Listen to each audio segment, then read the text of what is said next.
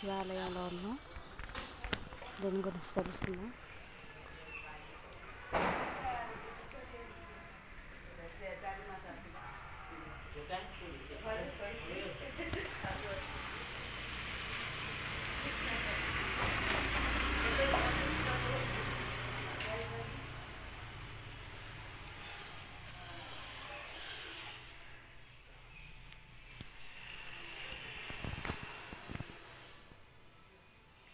मंदिर को कौन कहते कौन?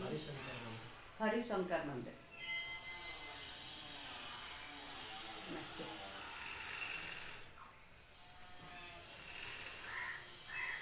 सर कौन सर मंदिर विषय कौन कहते?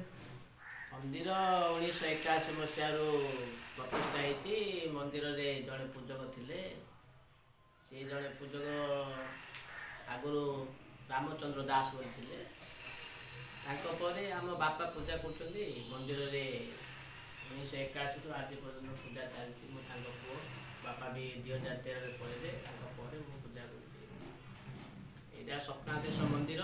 मंदिर रे आगुरु भक्त मैंने आसु नथिले एबे आसुचंदी. मंदिर बहुत छोट मंदिर होता.